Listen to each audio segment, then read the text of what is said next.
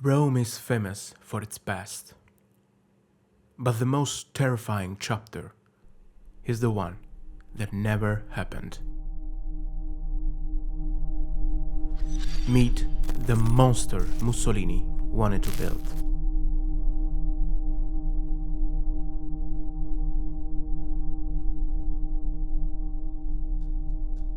This isn't a fantasy. It was the fever dream of an ambitious architect and the pet project of a dictator. A project so audacious it almost came to life, threatening to change Rome forever. This is the story of the Mole Littoria and the man who flew too close to the sun.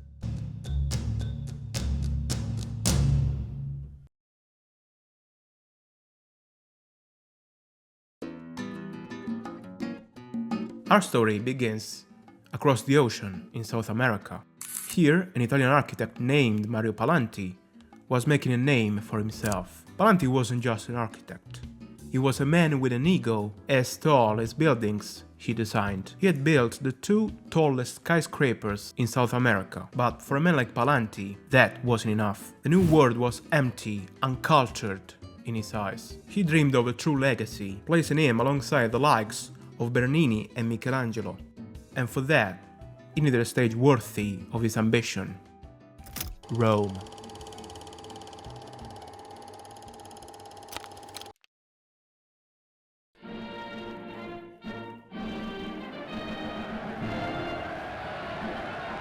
In 1924, Palanti returns to Italy. The country is in a grip of a new, forceful ideology: fascism. And at its head, a man with an ego as vast as Palanti's own architectural dreams: Benito Mussolini. Palanti sees a chance. He doesn't just come with blueprints. He comes with a gift for the dictator, an Argentina Greyhound, and the vision: a skyscraper so immense it will be the tallest building in the world. He called it L'Eternale, the Eternal One, a structure to eternalize for the centuries the work of the fascist government in the Eternal City. It was a city within a city, 330 meters tall, 88 floors, clad entirely in acres of blinding white Carrara marble. Inside, the new Italian parliament, government offices, a hotel, libraries, lecture halls, even an astronomical observatory. It was pure, unadulterated megalomania. And Mussolini just loved it. He was captivated. It looked American, but bigger, much bigger. Taller than St. Peter's, more marble than the colossal Vittoriano. The dictator himself christened the project, renaming it Mole Littoria, the Tower of Fascism. The conceited architect and the egomaniacal dictator had coupled. The monstrous baby had a name. Mussolini's approval was total. The project seemed destined to rise.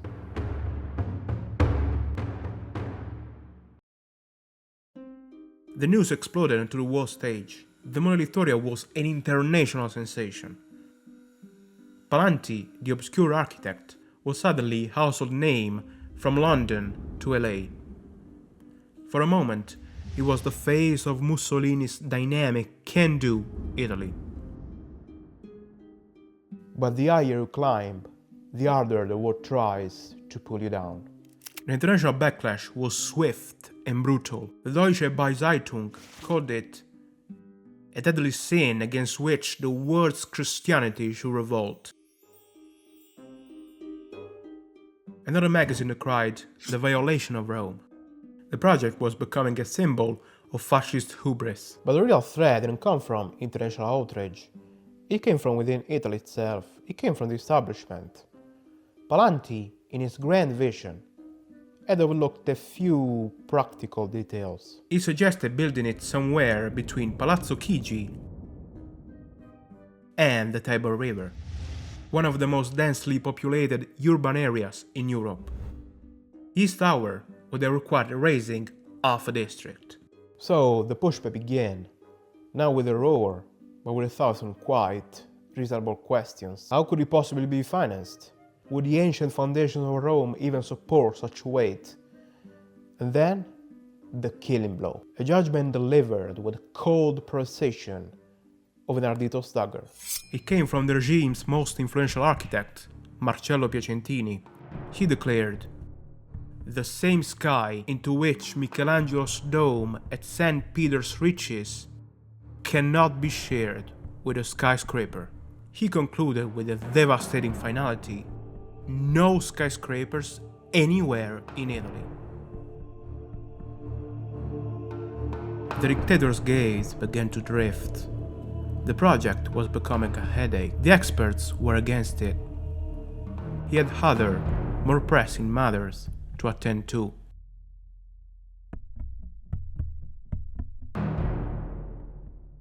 For Palanti, who had tasted international fame, what came next was worse than rejection. It was a wall of deafening silence. Desperation began to set in. He returned to Italy and frantically redesigned the tower, again and again and again. 300 meters, then 145, down to a pathetic 80. Mussolini offered a polite, lukewarm compliment, then left. His obsession grew. He entered a competition for another state building, Palazzo Littorio, but failed. In a final desperate act, Palanti stole 2 prize racehorses from his wealthy wife and gifted them to Mussolini. They were quietly returned. The final humiliation came from his peers. The legendary architect Le Corbusier publicly called this work in Uruguay a monstrous copulation of American and Italian posterity. He had sacrificed everything: his lucrative career in Argentina, his rich wife, his reputation, all for a phantasm. He moved permanently to Italy, chasing a ghost of glory that had already vanished. He would never receive another word from the dictator. No newspaper would ever publish his name again. The only thing Mario Palanti ever managed to build in his homeland was a tomb. With tragic irony, it would become his own, a symbolically perfect monument to his dead dream. So, what became of the man who dreamed it? Mario Palanti died in a small flat in Milan in 1978, broke, alone, buried in the wreckage of his own magnificent, maddening delusion, silently surveying the rise and fame of other men he once looked down upon from the imaginary height of his tower.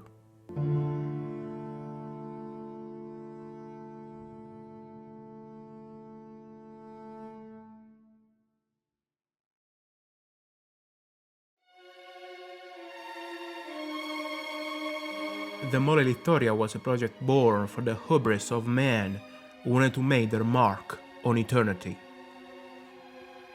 But Rome has a way of resisting. Its history is a living thing, a force that assembled emperors, popes, and dictators. Palanti's skyscraper would have been a scar, a monument to the ego of one man. Its absence is a monument to the resilience of the eternal city itself.